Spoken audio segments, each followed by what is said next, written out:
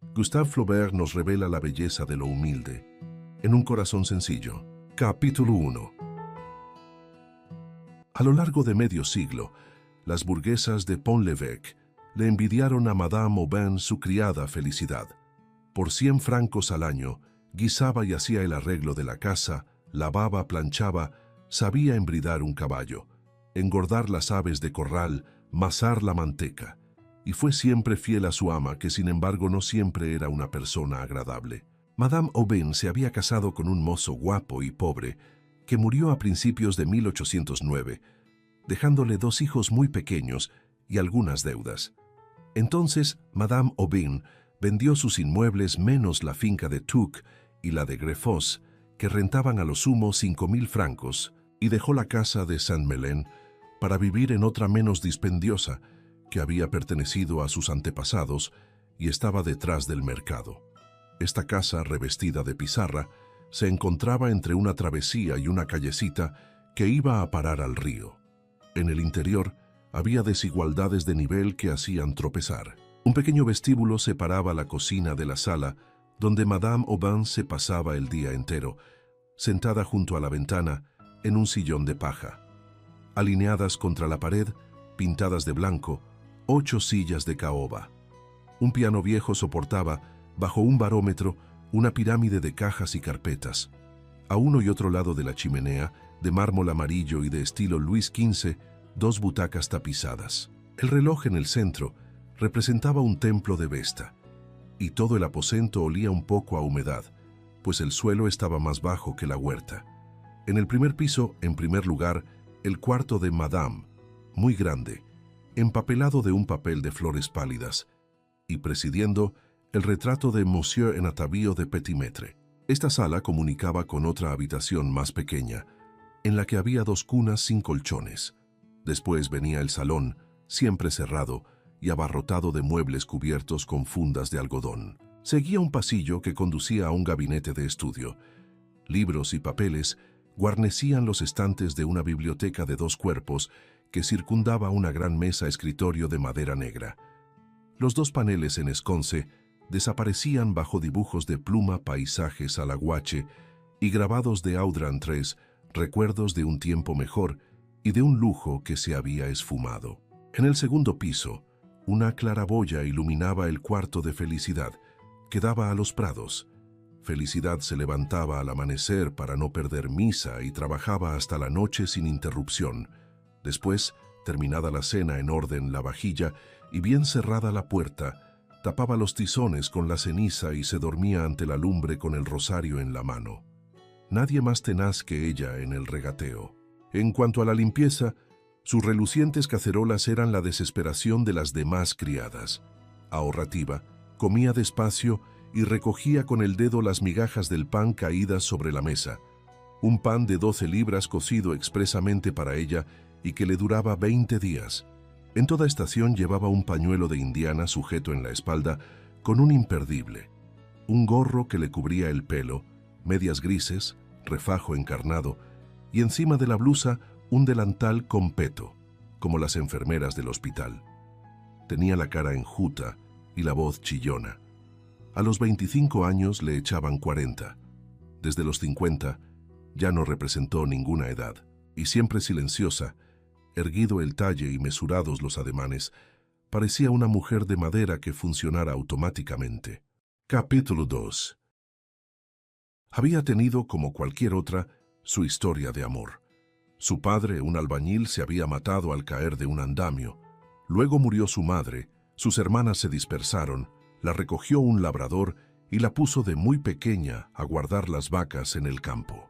Tiritaba vestida de harapos, bebía, tumbada boca abajo el agua de los charcos, le pegaban por la menor cosa y acabaron echándola por un robo de 30 sueldos que no había cometido. Entró en otra alquería, llegó en ella a moza de corral y como daba gusto a los amos, los compañeros de faena le tenían envidia. Una tarde del mes de agosto, tenía entonces 18 años, la llevaron a la romería de Colleville. Se quedó pasmada, estupefacta por el estruendo de los rascatripas, las luces en los árboles, la variedad abigarrada de los trajes, los encajes, las cruces de oro, aquella masa de gente saltando todos a la vez. Se mantenía apartada modestamente, cuando un mozo muy atildado y que fumaba en pipa apoyado de codos en la barra de un toldo, se acercó a invitarla a bailar. La convidó a sidra, a café, a galletas, le regaló un pañuelo y, creyendo que la moza le correspondía, se ofreció a acompañarla. A la orilla de un campo de avena la tumbó brutalmente. Felicidad se asustó y empezó a gritar. El mozo escapó. Otra tarde en la carretera de Beaumont, Felicidad quiso adelantar a un gran carro de hierba que iba despacio y, ya rozando las ruedas, reconoció a Teodoro el mozo. La abordó tranquilamente diciendo que tenía que perdonarle porque era culpa de la bebida. Felicidad no supo qué contestar y estuvo por echar a correr. Enseguida, Teodoro habló de las cosechas y de notables del municipio, pues su padre se había ido de Colville a la finca de Les Ecots, de modo que ahora eran vecinos. «¿Sas?», exclamó la muchacha. El mozo añadió que deseaban casarle, pero él no tenía prisa y esperaba una mujer que le gustara. Felicidad bajó la cabeza. Teodoro le preguntó si pensaba casarse. Respondió ella sonriendo, que estaba mal burlarse. «No, no, te lo juro». Y con el brazo izquierdo le rodeó la cintura. La muchacha andaba sostenida por aquel abrazo. Acortaron el paso. El viento era suave, brillaban las estrellas, oscilaba ante ellos la enorme carretada, y los 4 caballos arrastrando los cascos levantaban polvo. Después, sin que se lo mandaran, doblaron a la derecha. Ella besó otra vez. Ella se perdió en la oscuridad. A la semana siguiente, Teodoro llegó a obtener citas. Se encontraban al fondo de los patios, detrás de pared, debajo de un árbol solitario. Felicidad no era inocente como las señoritas los animales la habían enseñado, pero la razón y el instinto de la honra le impidieron caer. Esta resistencia exasperó el amor de Teodoro, hasta tal punto que para satisfacerlo, o quizá inocentemente, le propuso casarse con ella. Felicidad no acababa de creerlo. Teodoro le hizo grandes juramentos. Al poco tiempo, confesó una cosa desagradable. El año anterior, sus padres le habían comprado un sustituto, pero cualquier día podrían volver a llamarle. La idea de ir al servicio le espantaba. Esta cobardía fue para Felicidad una prueba de cariño. El suyo se duplicó. Se escapaba por la noche, y al llegar a la cita, Teodoro la torturaba con sus acaloramientos y su porfía. Finalmente, le anunció que iría él mismo a la prefectura a enterarse y le diría el resultado el domingo siguiente, entre las 11 y las 12 de la noche. Llegado el momento, Felicidad corrió al encuentro del novio. En su lugar encontró a un amigo de Teodoro. El amigo le dijo que no debía volver a verle. Para librarse del servicio, Teodoro se había casado con una vieja muy rica, Madame Le Boussais, de Toux. Fue un dolor desmesurado. Se tiró al suelo, rompió a gritar, invocó a Dios y estuvo gimiendo completamente sola en medio del campo hasta el amanecer. Después volvió a la alquería. Dijo que pensaba marcharse y pasado un mes le dieron la cuenta. Envolvió todo su equipaje en un pañuelo y se fue a Pont-l'Évêque. Delante de la posada preguntó a una señora con toca de viuda y que precisamente buscaba una cocinera. La muchacha no sabía gran cosa, pero parecía tener tan buena voluntad y tan pocas exigencias que Madame Aubin acabó por decir: «Bueno, te tomo». Al cabo de un cuarto de hora, Felicidad estaba instalada en casa de Madame Aubin. Al principio vivió como temblando por la impresión que le causaban el señorío de la casa y el recuerdo de Monsieur planeando sobre todo. Pablo y Virginia, el uno de 7 años, la otra de 4 no cumplidos, le parecían hechos de una materia preciosa. Los cargaba a caballo sobre la espalda y Madame Aubin le prohibió besarlos a cada paso, lo que le dolió. Sin embargo, estaba contenta. La apacibilidad del medio había disipado su tristeza. Todos los jueves iban unos amigos a jugar una partida de Boston. Felicidad preparaba de antemano las cartas y las rejillas. Llegaban a las 8 en punto y se marchaban antes de dar las 11. Todos los lunes por la mañana, el chamarilero que vivía debajo de la avenida exponía en el suelo sus chatarras. Después la localidad se llenaba de un runruneo de voces, en el que se mezclaban relinchos de caballos, balidos de corderos, gruñidos de cerdos, con el traqueteo seco de los carros en la calle. Al mediodía, en lo animado del mercado, aparecía en la puerta un viejo campesino de elevada estatura, la gorra echada hacia atrás, la nariz ganchuda. Era Robelín, el colono de Grefoses. Al poco tiempo llegaba Liebart, el granjero de Tuques, pequeño, gordo, colorado, con chaqueta gris y polainas armadas de espuelas. Los dos traían al ama gallinas o quesos. Felicidad descubría invariablemente sus marrullerías y ellos se iban llenos de respeto a Felicidad. En épocas indeterminadas, Madame Aubin recibía la visita del marqués de Grémanville, un tío suyo arruinado por la mala vida y que vivía en Falaise del último pedazo de tierra que le quedaba. Se presentaba siempre a la hora de comer, con un horrible caniche que ensuciaba con las patas todos los muebles. A pesar de sus esfuerzos por parecer un caballero, hasta el punto de llevarse la mano al sombrero, cada vez que decía «mi difunto padre», la costumbre se servía de beber vaso tras vaso y soltaba desvergüenzas. Felicidad le empujaba afuera, no sin miramientos. «Ya ha bebido bastante, Monsieur de Grémanville, hasta otra vez», y cerraba la puerta. Se la abría con gusto a Monsieur Bourrez, antiguo procurador.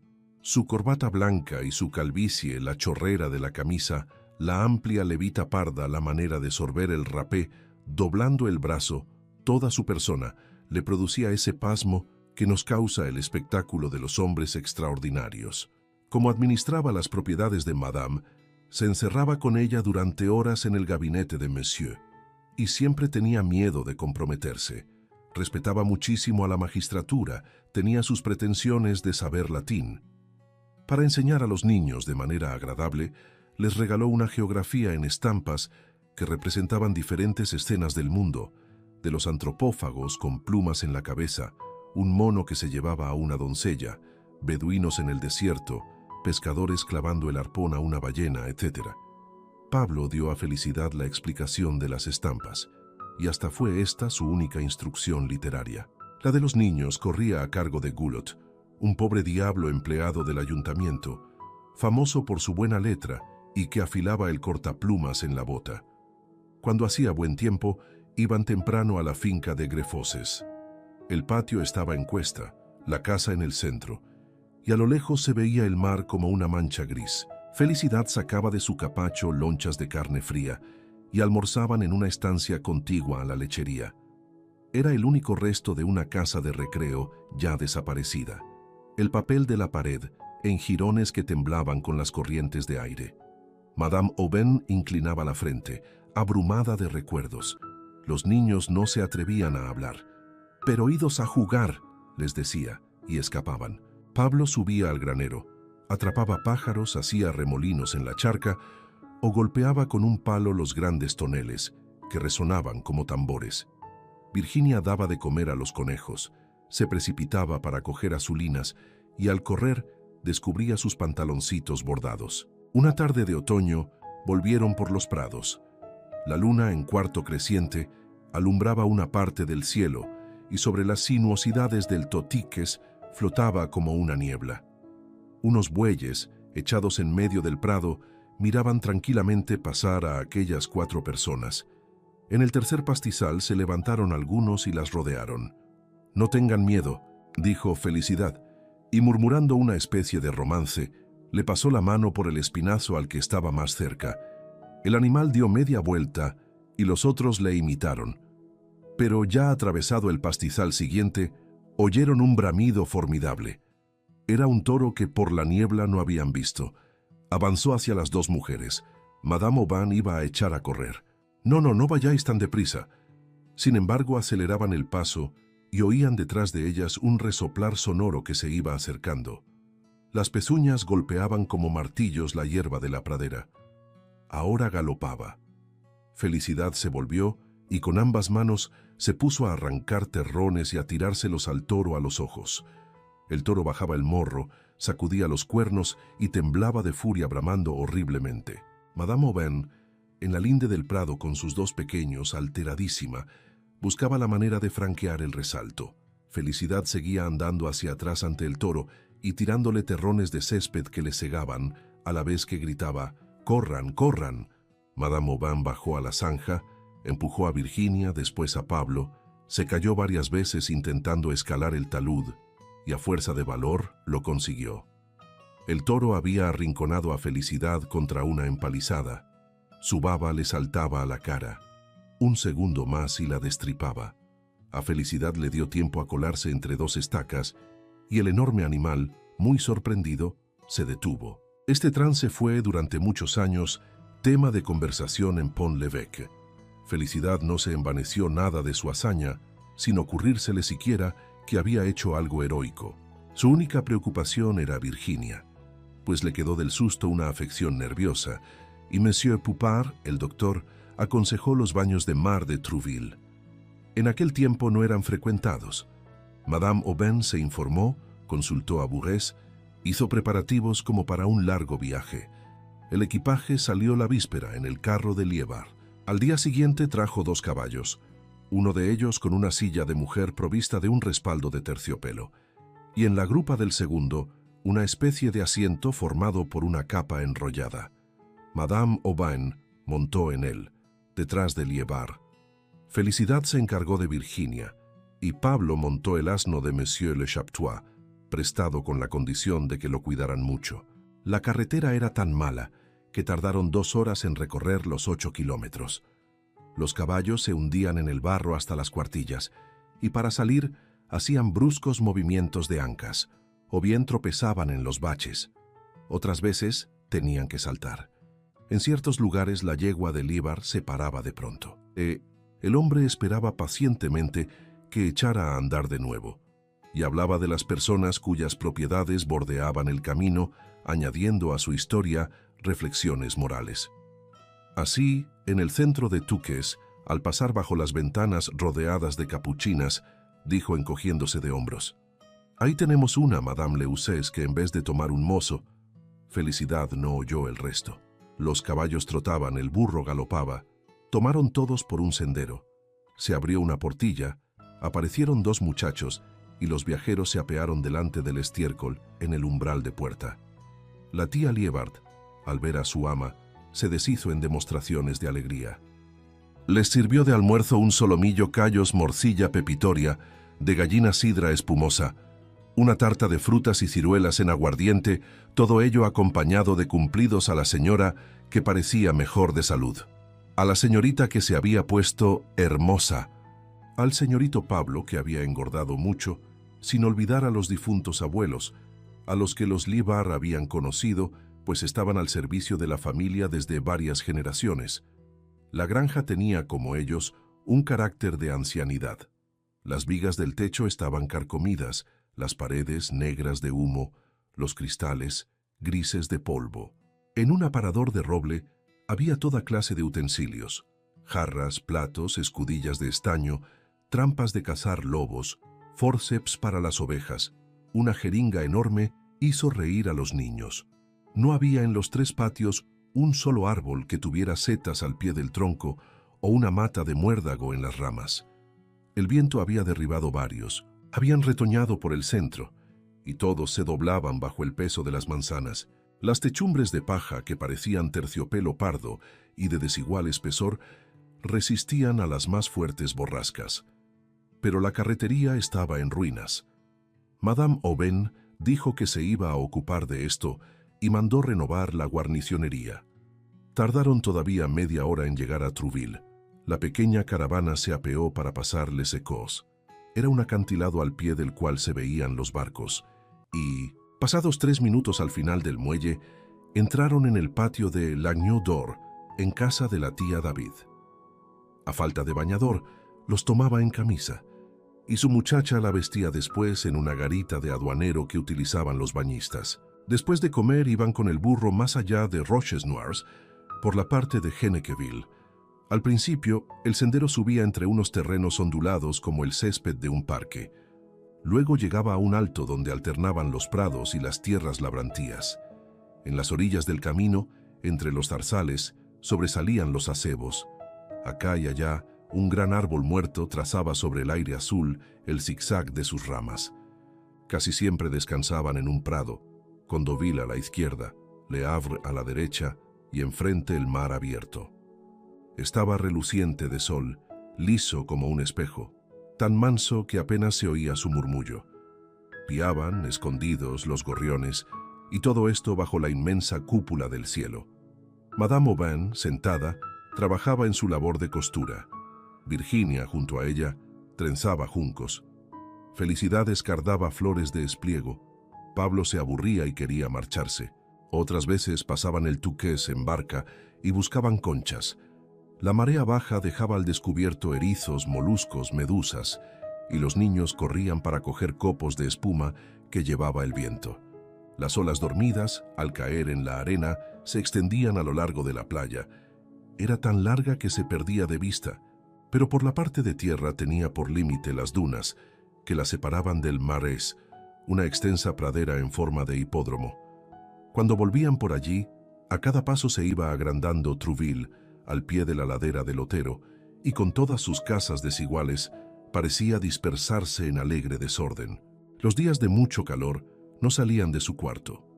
La deslumbrante claridad de afuera trazaba barras de luz entre las hojas de las celosías. Ningún ruido en el pueblo. Abajo, en la acera, nadie. Este dilatado silencio acentuaba la tranquilidad de las cosas. A lo lejos, los martillos de los calafates taponaban carenas y una brisa pegajosa traía el olor del alquitrán. La principal diversión era la arribada de los barcos. En cuanto pasaban las balizas, empezaban a zigzaguear. Arriaban las velas hasta los 2/3 de los mástiles, y con la mesana inflada como un globo, avanzaban, se deslizaban en el chapoteo de las olas hasta el medio del puerto, donde echaban de repente el ancla. Enseguida, el barco se arrimaba al muelle. Los marineros descargaban por la borda montones de peces palpitantes.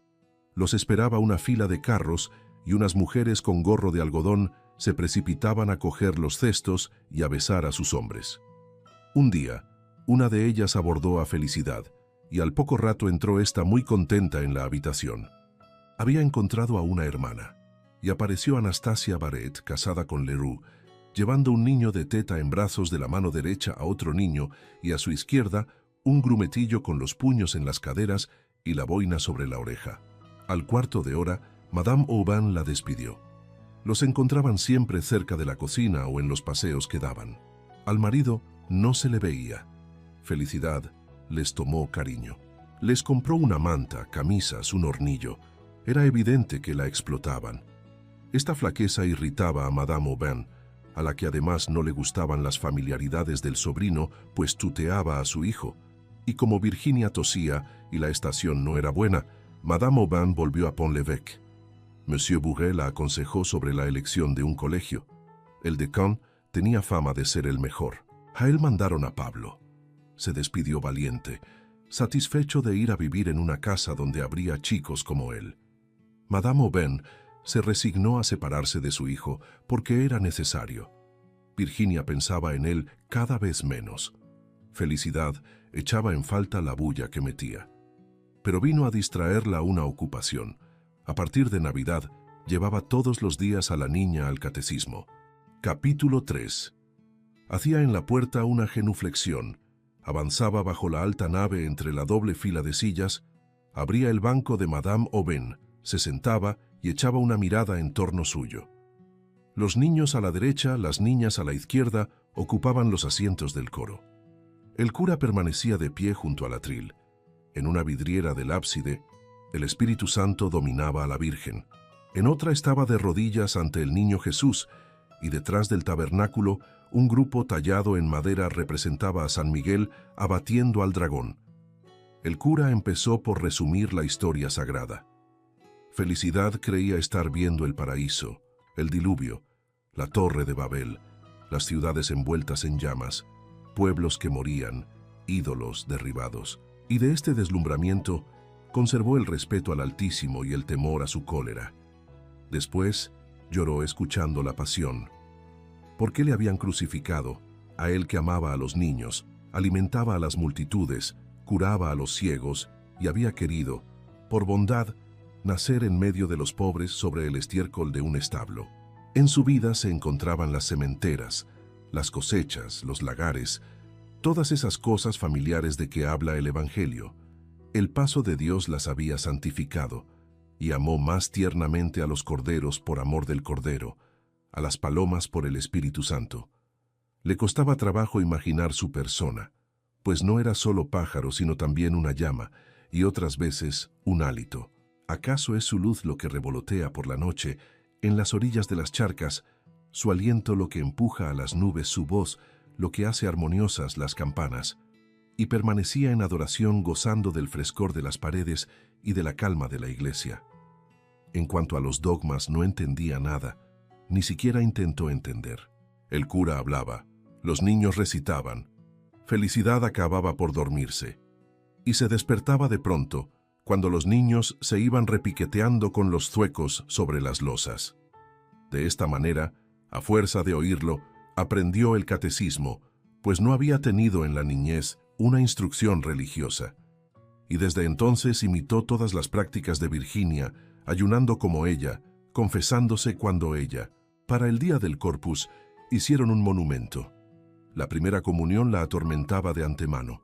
Se azacaneó para los zapatos, para el rosario, para el libro, para los guantes. Con qué temblor ayudó a la madre a vestirla. Durante toda la misa sintió una especie de angustia.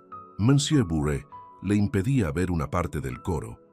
Pero justamente enfrente, el rebaño de las vírgenes con sus coronas blancas encima de los velos echados sobre la cara formaba como un campo de nieve. Y Felicidad reconocía de lejos a su querida pequeña por el cuello más bonito y el continente más recogido. Sonó la campanilla. Se inclinaron las cabezas y hubo un silencio. Cuando el órgano rompió a tocar, los chantres y la multitud entonaron el Agnus Dei. Luego comenzó el desfile de los niños, y después de ellos se levantaron las niñas. Paso a paso, juntas las manos, se dirigían al altar todo iluminado, se arrodillaban en el primer escalón, recibían la hostia sucesivamente, y en el mismo orden volvían a sus reclinatorios. Cuando le llegó el turno a Virginia, Felicidad se inclinó para verla, y con la imaginación que dan los verdaderos amores, le pareció que ella misma era aquella niña. Su cara era la de ella. Su vestido la vestía. A ella, su corazón latía en su propio pecho. En el momento en que la niña abrió la boca cerrando los párpados, Felicidad estuvo a punto de desmayarse. Al día siguiente, temprano, se presentó en la sacristía para que el señor cura le diera la comunión. La recibió devotamente, pero no gustó las mismas delicias. Madame Aubin quería que su hija fuera una señorita muy cumplida, y como Goulot no podía enseñarle inglés ni música, decidió ponerla interna en las Ursulinas de Honfleur. La niña se avino sin dificultad. Felicidad suspiraba encontrando insensible a la señora. Después pensó que a lo mejor su ama tenía razón. Estas cosas rebasaban sus luces. Por fin, un día paró a la puerta un carruaje y se bajó de él una monja que iba a buscar a la señorita. Felicidad subió el equipaje a la imperial, hizo recomendaciones al cochero y puso en el baúl 6 tarros de mermelada y una docena de peras, junto con un ramillete de violetas. En el último momento, Virginia se echó a llorar a lágrima viva. Se abrazaba a su madre, que la besaba en la frente repitiendo, «Vamos, sé valiente, sé valiente». Levantóse el estribo y el coche se puso en marcha. Entonces la entereza de Madame Aubin flaqueó. Y aquella noche se presentaron para consolarla todos sus amigos, el matrimonio Lormeaux, Madame Le Chaptois, las niñas Rochefeuille, Monsieur de Hautepéville y Bourret. Al principio, la privación de su hija le fue muy penosa, pero 3 veces por semana recibía carta suya. Los otros días le escribía a ella, paseaba por el jardín, leía un poco, y de este modo llenaba el vacío de las horas. Por la mañana, Felicidad entraba por costumbre en el cuarto de Virginia y contemplaba las paredes. Le daba pena no tener ya que peinarla, atarle los cordones de las botas, arroparla en la cama, y no estar viendo siempre su linda cara, no llevarla de la mano cuando salían juntas. Probó a llenar el tiempo haciendo encaje. Sus dedos, demasiado torpes, rompían los hilos. No entendía nada, había perdido el sueño. Estaba, tal era su palabra, minada. Por distraerse, Pidió permiso para recibir a su sobrino Víctor. Llegaba los domingos después de misa, colorados los carrillos, desnudo el pecho y oliendo al campo que había atravesado. Felicidad se apresuraba a ponerle la mesa. Almorzaban uno frente a otro y, comiendo ella lo menos posible por ahorrar gasto, le atiborraba tanto de comida que el muchacho acababa por dormirse. A la primera campanada del toque a vísperas, le despertaba, le cepillaba el pantalón, le hacía el lazo de la corbata y se iba a la iglesia apoyada en el brazo del sobrino con un orgullo maternal. Los padres le encargaban siempre que se llevara algo, un paquete de azúcar terciado, jabón, aguardiente, a veces hasta dinero. Le llevaba sus pingos a la tía para que se los remendara, y Felicidad aceptaba esta tarea contenta porque aquello le obligaba a volver. En agosto, el padre le embarcó en el cabotaje. Era tiempo de vacaciones. La llegada de los niños la consoló. Pero Pablo se estaba volviendo caprichoso y Virginia ya no tenía edad para tutearla, lo que determinaba una situación violenta, una barrera entre ellas. Víctor navegó sucesivamente a Morlex, a Dunkerque y a Brighton. De cada viaje le traía un regalo. La primera vez fue una caja de conchas, la segunda, una taza de café, la tercera, un gran pen de pis en forma de hombre. Iba siendo un guapo mozo, buen tipo, un poco de bigote, bonitos ojos francos y una gorra de cuero echada hacia atrás como un piloto. La entretenía contándole historias con términos marineros. Un lunes 14 de julio de 1819, Felicidad no olvidó la fecha. Víctor le dijo que se había enrolado para travesías largas y que a los 2 días se iría en el barco de línea de Honfleur para embarcar en su goleta que zarparía pronto de Le Havre. Quizá tardaría 2 años en volver. La perspectiva de tan larga ausencia puso muy triste a Felicidad, y para despedirse de él otra vez el miércoles por la noche después de cenar con la señora, calzó los zuecos y se tragó las 4 leguas que separan Pont-l'Évêque de Honfleur. Cuando llegó al Calvario, en vez de tomar a la izquierda, tomó a la derecha. Se perdió en unas obras, volvió sobre sus pasos. Unas personas a quienes preguntó le dijeron que se diera prisa. Bordeó la dársena llena de barcos, tropezaba con las amarras. Después el terreno fue bajando, se entrecruzaron luces, y Felicidad se creyó loca porque veía caballos en el cielo. En el borde del muelle relinchaban otros asustados por el mar. Un polipasto los levantaba del muelle y los bajaba a un barco donde se tropezaban unos viajeros entre barriles de sidra, cestos de queso, sacos de cereales. Se oía cacarear gallinas, el capitán juraba, y un grumete permanecía de codos en la serviola, indiferente a todo aquello. Felicidad, que no le había reconocido, gritaba: «¡Víctor!». El grumete levantó la cabeza. Cuando Felicidad se lanzaba hacia él, retiraron de pronto la pasarela. El barco, que unas mujeres remolcaban cantando, salió del puerto. Crujían las cuadernas, lentas olas le azotaban la proa. La vela había girado, ya no se veía a nadie, y ponía sobre el mar plateado por la luna una mancha negra que iba palideciendo hasta que se hundió en el horizonte. Al pasar por el Calvario, Felicidad quiso encomendar a Dios a lo que más quería, y rezó mucho tiempo de pie, llena de lágrimas la cara, los ojos mirando a las nubes.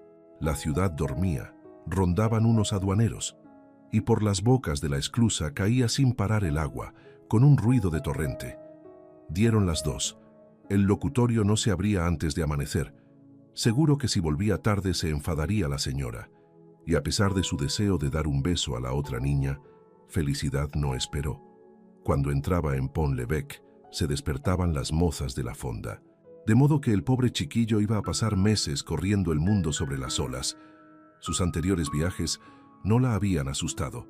De Inglaterra y de Bretaña se volvía, pero América, las colonias, las islas, todo eso estaba allá perdido.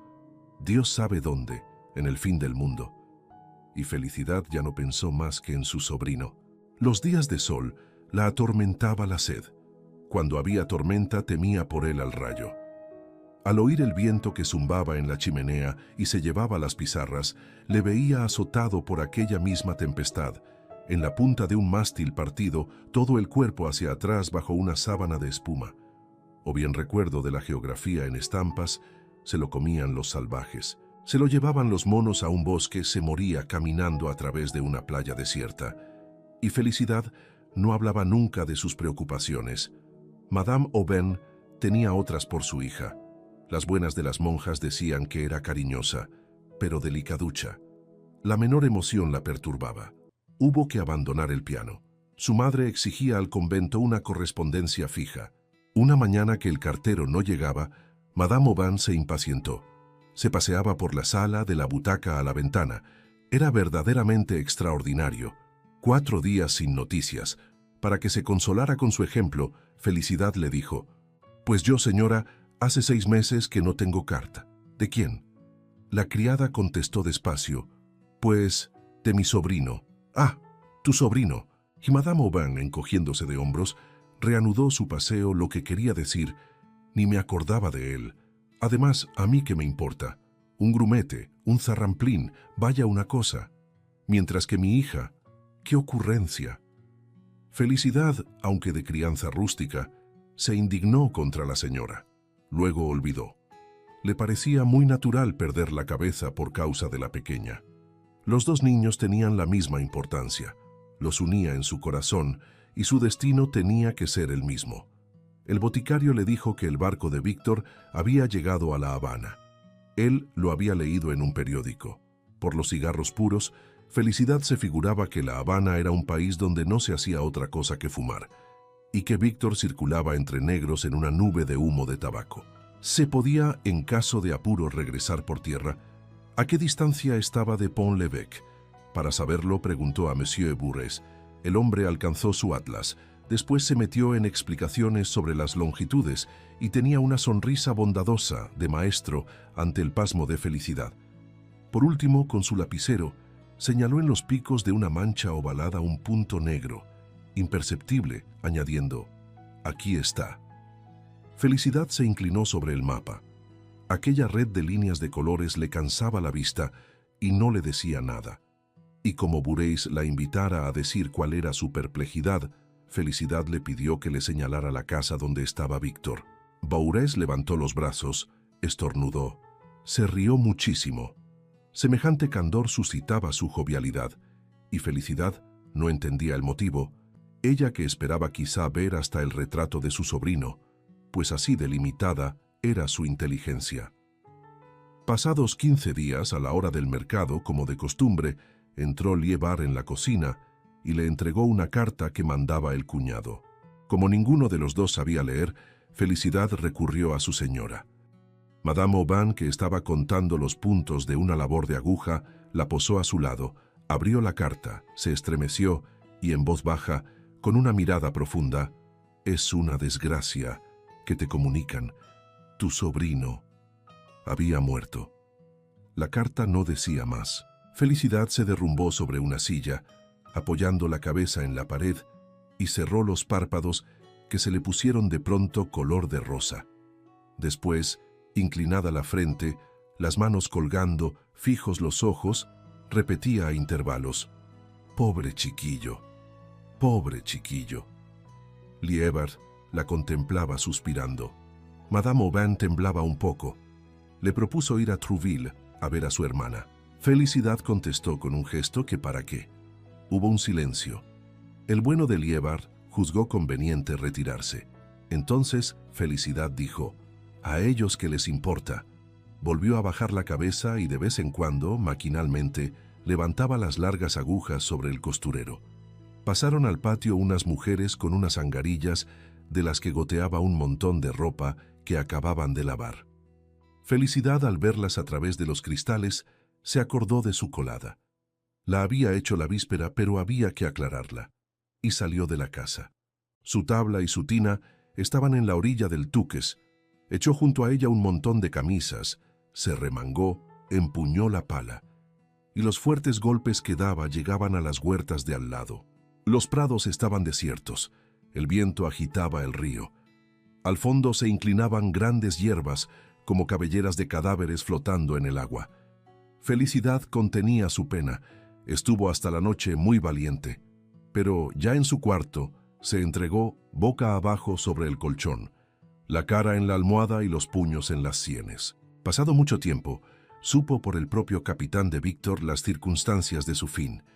Le habían sangrado demasiado en el hospital por la fiebre amarilla. Le sujetaban 4 médicos a la vez.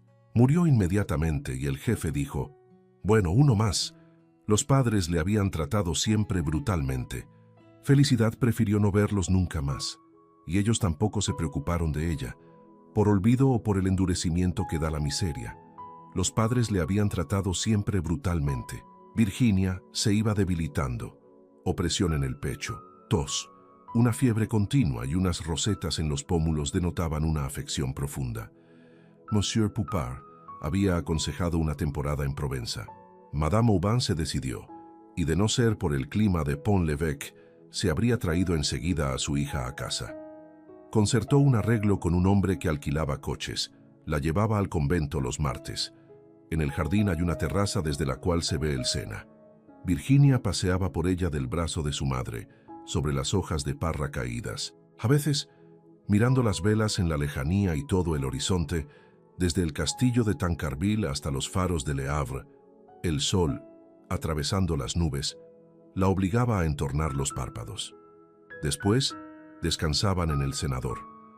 La madre se había procurado un pequeño barril de excelente vino de Málaga, y riendo ante la idea de emborracharse, la niña bebía 2 dedos, nada más.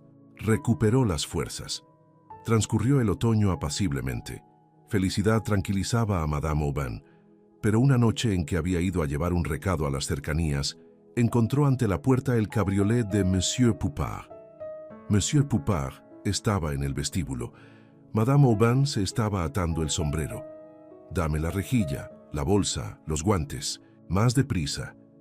Virginia tenía una fluxión de pecho. Era quizás caso desesperado. «Todavía no», dijo el médico, y subieron los dos al coche bajo los copos de nieve que caían en torbellino.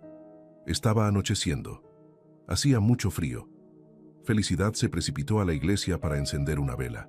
Después corrió detrás del cabriolé y lo alcanzó al cabo de 1 hora.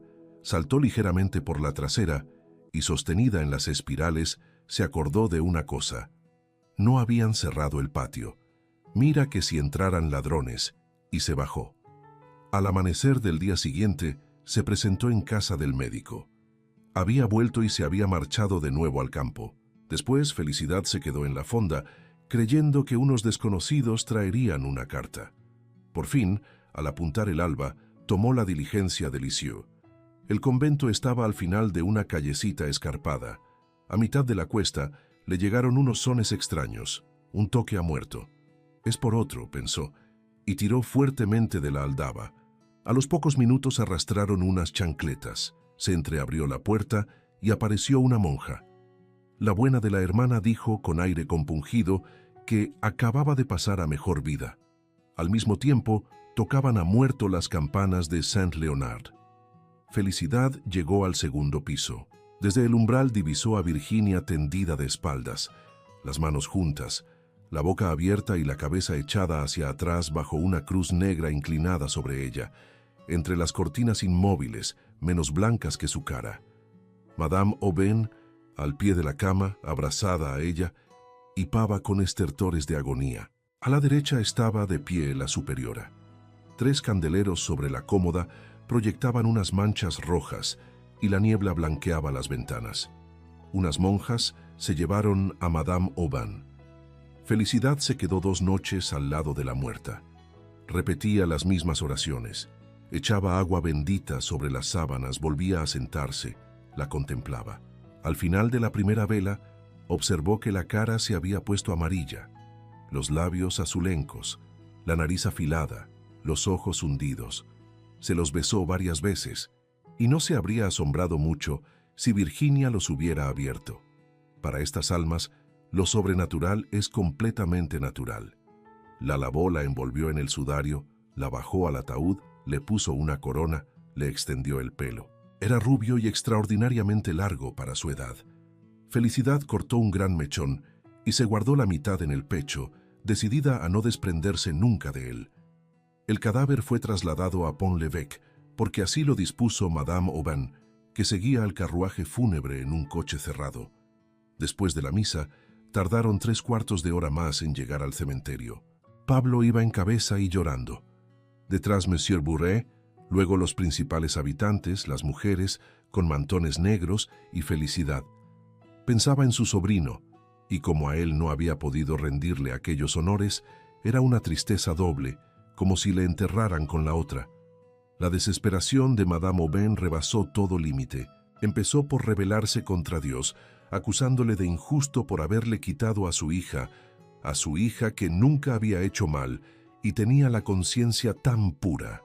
Pero no, ella debía haberla llevado al Midi. Otros médicos la habrían salvado.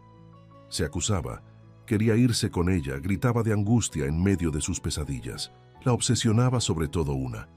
Su marido, vestido de marinero, volvía de un largo viaje y le decía llorando que había recibido orden de llevarse a Virginia.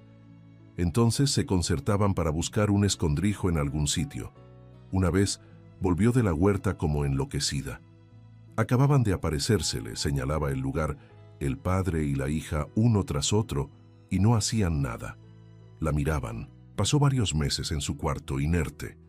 Felicidad la sermoneaba bondadosamente.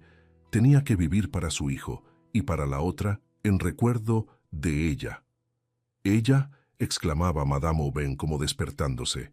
«Ah, sí, sí, tú no la olvidas», alusión al cementerio que a ella le había sido escrupulosamente vedado. Felicidad iba todos los días. A las 4 en punto salía, bordeaba las casas, subía la cuesta, abría la verja y llegaba a la tumba de Virginia. Era una pequeña columna de mármol rosa, con una losa al pie y unas cadenas en torno cerrando un jardincillo. Los arriates desaparecían bajo una alfombra de flores. Felicidad regaba las hojas, cambiaba la arena, se arrodillaba para remover mejor la tierra.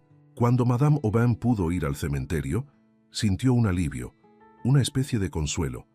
Y pasaron los años, todos iguales y sin más episodios que la repetición de las fiestas mayores, las Pascuas, la Asunción, todos los santos.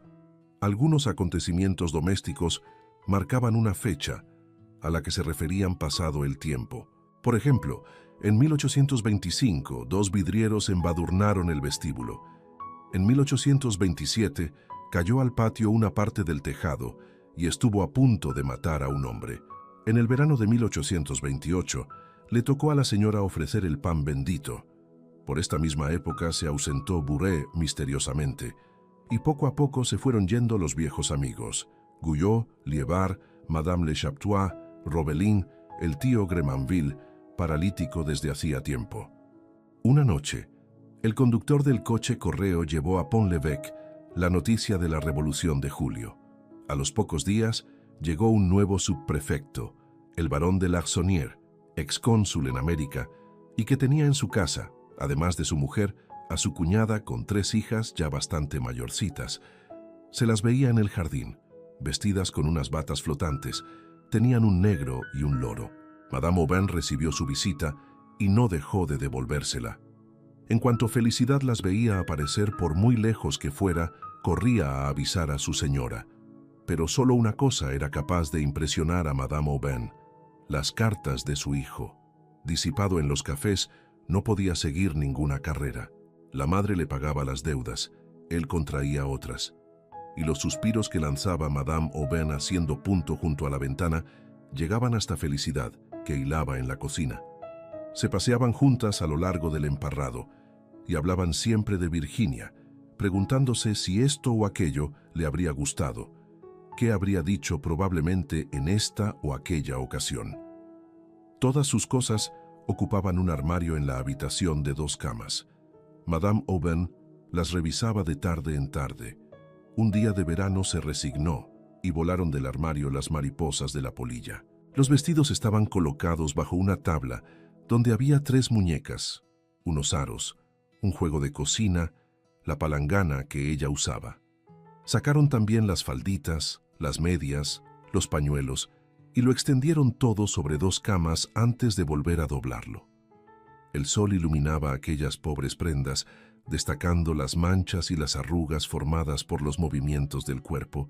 El aire era caliente y azul, gorjeaba un mirlo. Todo parecía vivir en una profunda dulzura. Encontraron un sombrerito de felpa, de pelo largo, color marrón. Estaba todo apolillado. Felicidad lo pidió para ella. Se miraron fijamente, se les llenaron de lágrimas los ojos. La señora acabó por abrir los brazos. La criada se arrojó en ellos y se abrazaron, uniendo su dolor en un beso que las igualaba. Era la primera vez en su vida, pues Madame Aubin no tenía un carácter expansivo. Felicidad se lo agradeció como una donación, y desde entonces la quiso con una lealtad animal y una veneración religiosa. La bondad de su corazón fue desarrollándose. Cuando oía en la calle los tambores de un regimiento en marcha, salía a la puerta con un cántaro de sidra y ofrecía de beber a los soldados. Asistió a los enfermos de cólera, protegía a los polacos y hasta hubo uno que le propuso casarse con él. Pero se enfadaron, pues una mañana, al volver Felicidad del Ángelus, le encontró en la cocina, donde se había introducido y se había preparado una vinagreta que estaba comiendo tranquilamente. Después de los polacos fue el tío Kolmiche, un viejo que tenía fama de haber hecho horrores el 93. Vivía a la orilla del río, en los escombros de una porqueriza. Los chicuelos le miraban por las rendijas de la pared y le tiraban piedras que caían en el camastro donde yacía, continuamente sacudido por un catarro con el pelo muy largo, inflamados los párpados, y en el brazo un tumor más grande que su cabeza. Felicidad le procuró ropa interior, trató de limpiar su tugurio, maquinaba trasladarle al amasadero de la casa sin que molestara a la señora. Cuando reventó el cáncer, le vendaba todos los días, a veces le llevaba bizcochos, le ponía al sol sobre una brazada de paja. Y el pobre viejo, babeando y temblando, se lo agradecía con su voz apagada. Tenía miedo de perderla. Extendía las manos en cuanto la veía alejarse. Murió.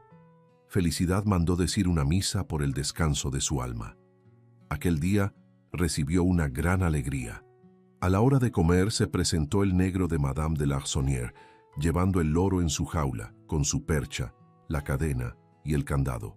La baronesa le decía en una esquela a Madame Aubin que habían ascendido a su marido a una prefectura y se marchaban aquella noche, y le rogaba que aceptase aquel pájaro como recuerdo y en testimonio de sus respetos. El loro ocupaba desde hacía mucho tiempo la imaginación de Felicidad, porque venía de América, y esta palabra le recordaba a Víctor, tanto que le hacía preguntas al negro. Una vez llegó a decir cuánto le gustaría a la señora tenerlo. El negro se lo contó a su ama, y ésta, no pudiendo llevarlo, se deshacía de él de aquella manera. Capítulo 4. El loro se llamaba Lulú. Tenía el cuerpo verde, rosa la punta de las alas, la frente azul y el buche dorado. Pero se empeñaba en la molesta manía de morder la percha. Se arrancaba las plumas, esparcía su excremento, derramaba el agua del recipiente donde se bañaba.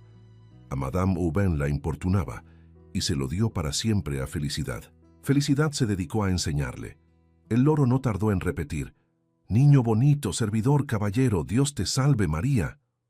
Le había hecho un sitio detrás de la puerta y a algunos les extrañaba que no contestara al nombre de Perico, pues todos los loros se llaman Perico. Decían que era un pavo, un adoquín. Esto era para Felicidad como una puñalada. Qué manía la de Lulú de dejar de hablar en cuanto le miraban. Sin embargo, el loro buscaba la compañía, pues los domingos, mientras las señoritas Rochefeuille, Monsieur de Houppeville y nuevos visitantes Onfroy el boticario, Monsieur Varin y el capitán Mathieu jugaban su partida de cartas.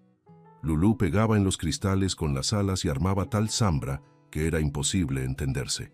La cara de Burrés debía de hacerle mucha gracia. En cuanto le veía empezaba a reír con todas sus fuerzas. El estrépito de su voz saltaba al patio, el eco lo repetía. Los vecinos se asomaban a las ventanas, se reían también.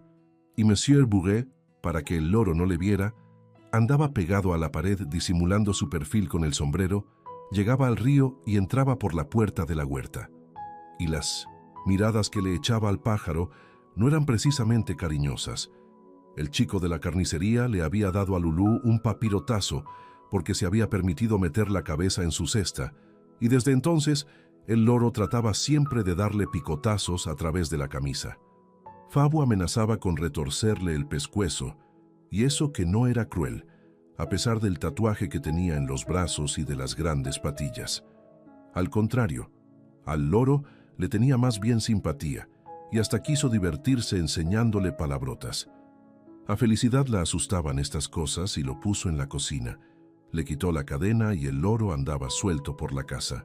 Cuando bajaba la escalera, apoyaba en los peldaños la curva del pico. Levantaba la pata derecha, luego la izquierda. Y Felicidad tenía miedo de que esta gimnasia le mareara. Se puso malo, no podía hablar ni comer. Era un bultito que tenía debajo de la lengua, como lo tienen a veces las gallinas. Felicidad le curó quitándole aquella costra con las uñas. Un día el señorito Pablo cometió la imprudencia de soplarle en las narices el humo de un cigarro. Otra vez que Madame Lormeaux se puso a hacerle rabiar con su sombrilla, le agarró con el pico la contera. Por último, se perdió. Felicidad le había posado en la hierba para refrescarle y se alejó un momento. Cuando volvió, el loro había desaparecido. Le buscó en los bardales, a la orilla del agua y por los tejados, sin escuchar a su señora que le gritaba: «Ten cuidado, estás loca». Después se puso a buscarle por todos los jardines de Pont-l'Évêque. Paraba a los transeúntes. «¿Ha visto usted por casualidad a mi loro?». A los que no le conocían se lo describiría. De pronto creyó distinguir detrás de los molinos, al pie de la cuesta, una cosa verde que revoloteaba. Pero nada. Un buhonero le aseguró que lo había visto hacía un momento en Saint-Melain, en la tienda de la tía Simón. Allá se fue corriendo. No sabían lo que quería decir. Por fin volvió cansadísima, con las chancletas todas rotas, muerta de pena.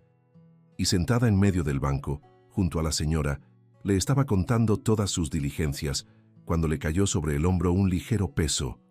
«Lulú, ¿qué diablos había estado haciendo? A lo mejor había ido de paseo por los alrededores».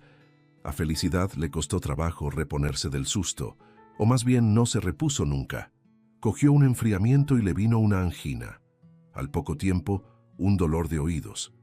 Al cabo de 3 años estaba sorda. Hablaba muy alto, hasta en la iglesia. Aunque sus pecados podían difundirse por todos los pueblos de la diócesis, sin deshonor para ella ni escándalo para el mundo, el señor cura juzgó oportuno no confesarla más que en la sacristía. Unos zumbidos ilusorios acababan de trastornarla. Su señora solía decirle: «Dios mío, qué tonta eres», y ella contestaba: «Sí, señora», buscando algo en torno suyo. El pequeño círculo de sus ideas se redujo más aún, y ya no existían para ella el carillón de las campanas, el mugido de las vacas. Todos los seres funcionaban con el silencio de los fantasmas. Ahora ya solo un ruido llegaba a sus oídos, la voz del loro. Como para distraerla, reproducía el tic-tac del asador, el agudo pregón de un pescadero, la sierra del carpintero de enfrente, y cuando sonaba la campanilla, remedaba a Madame Aubain: «Felicidad, la puerta, la puerta». Sostenían diálogos, él repitiendo hasta la saciedad las 3 frases de su repertorio, y ella contestando con palabras que ya no tenían sentido, pero en las que le rebosaba el corazón. En su aislamiento, Lulú era casi un hijo, un novio. Le subía por los dedos, le mordisqueaba los labios, se le agarraba al chal, y cuando Felicidad bajaba la frente balanceando la cabeza como las nodrizas, las grandes alas del gorro y las alas del pájaro se estremecían juntas. Cuando se amontonaban las nubes y retumbaba el trueno, Lulú se ponía a gritar, recordando quizá los aguaceros de sus selvas natales. El correr del agua le producía una especie de delirio. Revoloteaba como loco, se subía al techo, lo tiraba todo y se iba por la ventana a chapotear en la huerta, pero volvía enseguida a posarse en uno de los morillos y dando saltitos para secarse las plumas, tan pronto mostraba la cola como el pico. Una mañana del terrible invierno de 1837, Felicidad, que le había puesto frente a la chimenea por el frío, le encontró muerto en medio de la jaula, cabeza abajo y agarrado con las uñas a los alambres. Debió de matarle una congestión. Felicidad creyó que le habían envenenado con perejil y, aunque no tenía ninguna prueba, sospechó de Fabu. Lloró tanto que su ama le dijo: «Bueno, manda disecarlo». Pidió consejo al boticario, que siempre había sido bueno para el loro. El boticario escribió a Le Havre. Un tal Felacher se encargó de esta tarea, pero como las diligencias extraviaban a veces los paquetes, Felicidad decidió llevarlo ella misma hasta Honfleur. En las orillas de la carretera desfilaban los manzanos sin hojas. Las cunetas estaban cubiertas de hielo. Aullaban los perros en torno a las casas de labranza. Y Felicidad, con las manos metidas debajo de la toquilla, con sus pequeños zuecos negros y su capacho, caminaba deprisa por el medio de la carretera. Atravesó el bosque, pasó Auchin, llegó a Saint-Gatien. Detrás de ella un coche correo envuelto en una nube de polvo y acelerando cuesta abajo a galope tendido, se precipitaba como una tromba. Viendo que aquella mujer no se apartaba, el conductor se asomó por encima de la capota y el postillón se puso también a gritar mientras que los 4 caballos que no podía sujetar aceleraban la marcha. Los 2 primeros la rozaban ya. El conductor de un tirón de las bridas los echó al borde, pero furioso levantó el brazo y volteándolo a todo lo que daba, le cruzó a Felicidad el cuerpo con la fusta desde el vientre hasta el moño, y el golpe fue tan fuerte que la tumbó de espaldas. Cuando recobró el conocimiento, lo primero que hizo fue abrir la cesta. Por suerte, Lulú no tenía nada. Sintió una quemadura en la mejilla derecha. Se llevó a ella las manos y se le pusieron rojas. Sangraba. Se sentó en un montón de grava. Se taponó la cara con el pañuelo. Después comió un mendrugo de pan que había puesto en la cesta por precaución y se consolaba de su herida mirando al pájaro. Al llegar al alto de Equemoville, vio las luces de Honfleur que centelleaban en la noche como estrellas. Más lejos, se extendía confusamente el mar. Un desfallecimiento la hizo detenerse, y volvieron en tropel, como las olas de una marea, apretándole la garganta, la miseria de su infancia, la decepción del primer amor, la partida de su sobrino, la muerte de Virginia. Después quiso hablar con el capitán del barco, y sin decir lo que iba en el paquete, le pidió que lo cuidaran bien. Felacher tardó mucho en devolver el loro. Prometía siempre mandarlo la semana siguiente. Al cabo de 6 meses, anunció que salía una caja, y no se habló más del asunto. Era cosa de creer que Lulú no volvería nunca. «Me lo habrán robado», pensaba Felicidad. Por fin llegó y llegó espléndido, muy erguido en una rama de árbol atornillada, en una peana de caoba, una pata en el aire, la cabeza entornada, y mordiendo una nuez que el disecador, por amor a lo grandioso, había pintado de purpurina. Felicidad lo puso en su cuarto. Este lugar, donde dejaba entrar a poca gente, parecía una mezcla de capilla y de bazar, tan lleno como estaba de objetos religiosos y de cosas heteróclitas. Había un gran armario que estorbaba para abrir la puerta. Enfrente de la ventana, dando a la huerta, un ojo de buey mirando al patio. Junto al catre de tijera, una mesa con un jarro de agua, 2 peines y un pedazo de jabón azul en un plato desportillado. En las paredes se veían rosarios, medallas, varias vírgenes, una pila de agua bendita hecha de una cáscara de coco. Sobre la cómoda cubierta con un paño como un altar, la caja de conchas que le había regalado Víctor, además una regadera y un globo, cuadernos de caligrafía, la geografía en estampas, un par de botinas, y en el clavo del espejo, el sombrerito de felpa colgado por las cintas. Felicidad llevaba tan lejos esta clase de respeto que hasta conservaba una levita del señor. Todas las antiguallas que ya no quería Madame Aubain las cogía ella para su cuarto. Así es que había flores artificiales en el borde de la cómoda y el retrato del conde de Artois en el hueco de la claraboya. Lulú quedó acomodado sobre una tablilla clavada en un saliente de la chimenea. Por las mañanas, al despertarse, Felicidad lo veía a la luz del alba, y entonces se acordaba de los días desaparecidos y de cosas insignificantes, hasta en los menores detalles, y se acordaba sin dolor, plena de tranquilidad. Como no trataba con nadie, vivía en un torpor de sonámbula. Las procesiones del Corpus la reanimaban. Iba a pedir a los vecinos antorchas y esteras para adornar el altar que levantaban en la calle. En la iglesia se quedaba siempre contemplando al Espíritu Santo y observó que tenía algo del loro. Su semejanza le pareció más manifiesta aún en una imagen de Epinal que representaba el bautismo de nuestro Señor. Con sus alas de púrpura y su cuerpo de esmeralda, era el vivo retrato de Lulú. Compró esta estampa y la colgó en el lugar del conde de Artois, de suerte que de una misma ojeada los veía juntos. Se unieron en su pensamiento, santificado el loro por aquella relación con el Espíritu Santo, que así resultaba para ella más viva y más inteligible. El padre, para expresarse, no había podido elegir una paloma, porque estos animales no tienen voz, sino más bien un antepasado de Lulú, y Felicidad rezaba mirando la imagen, pero de vez en cuando se volvía un poco hacia el pájaro. Le dieron ganas de hacerse de las hijas de María. Madame Aubin la disuadió. Surgió un acontecimiento importante, la boda de Pablo. Después de haber sido pasante de notario, de trabajar en el comercio, en la aduana, en las contribuciones, y hasta de haber dado los pasos para ríos y bosques, de pronto, a los 36 años, por inspiración del cielo, descubrió su camino, el registro, y demostró en esto tan altas facultades que un inspector le ofreció su hija, prometiéndole su protección. Pablo, convertido en hombre serio, la llevó a casa de su madre. La nuera denigró las costumbres de Pont-l'Évêque, se dio humos de princesa, trató con desprecio a Felicidad.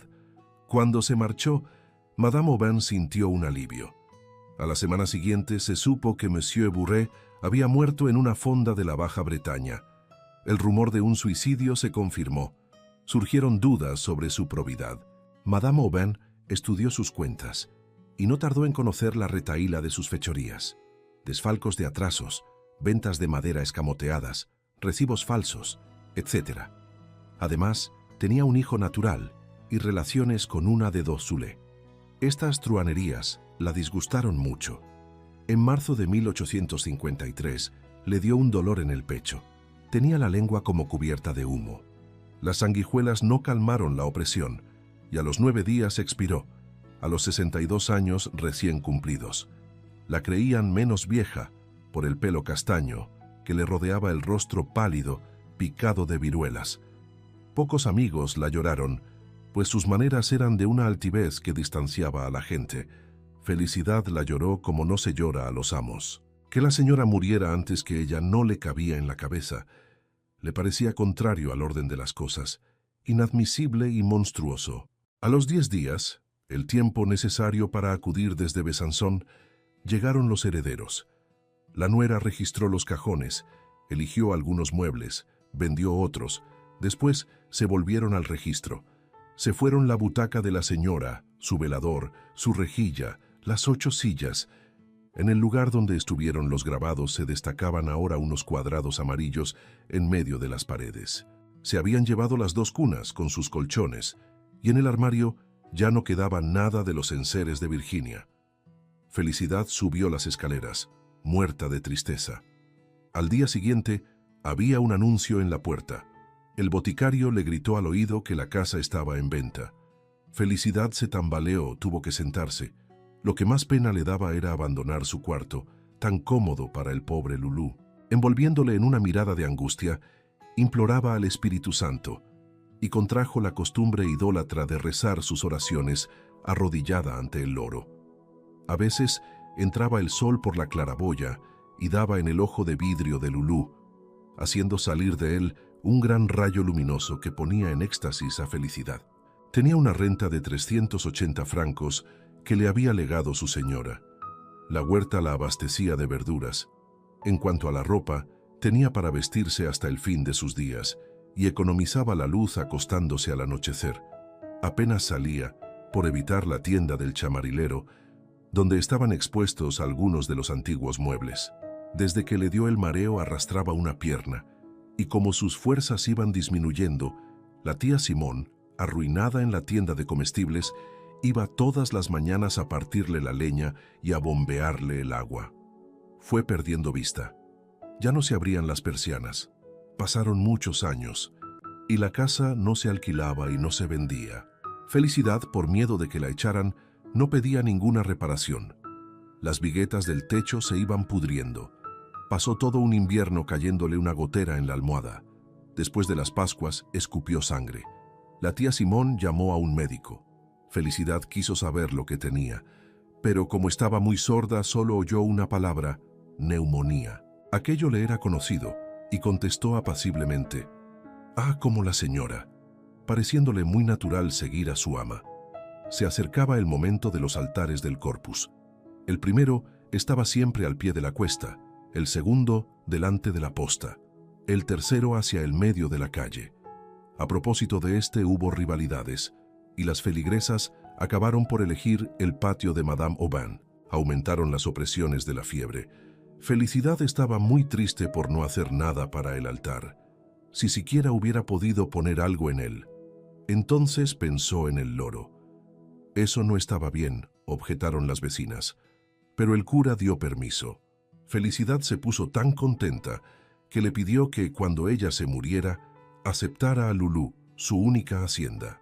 Del martes al sábado, víspera del Corpus, tosió más.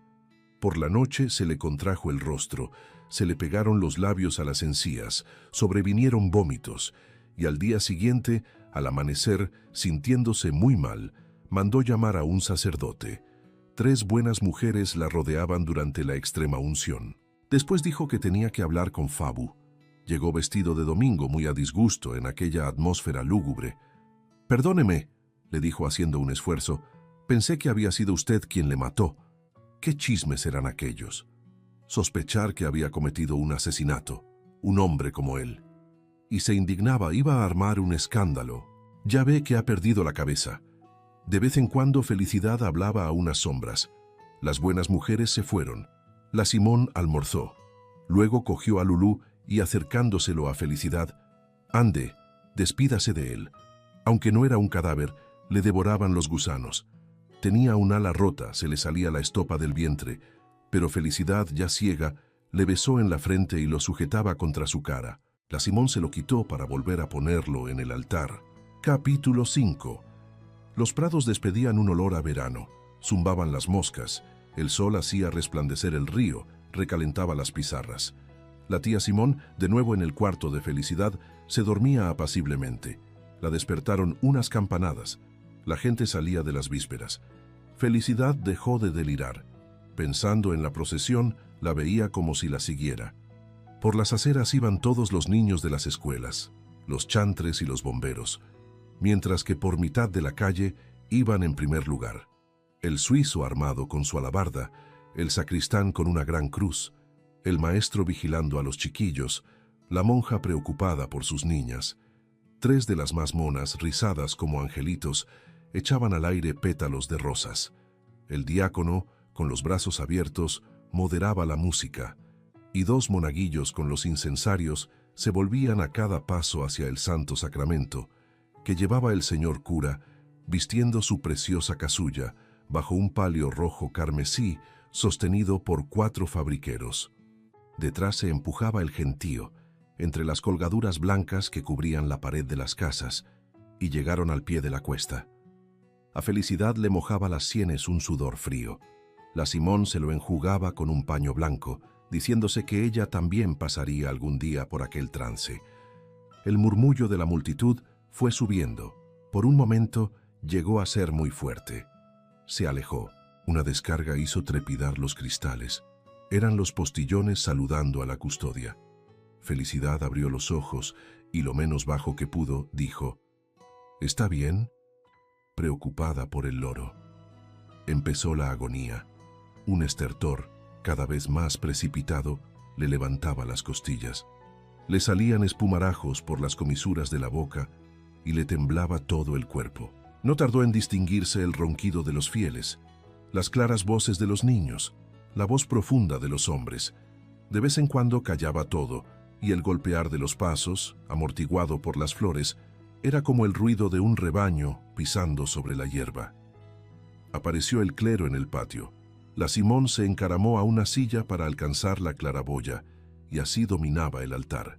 Guirnaldas verdes pendían sobre él, adornado con un volante de punto de Inglaterra.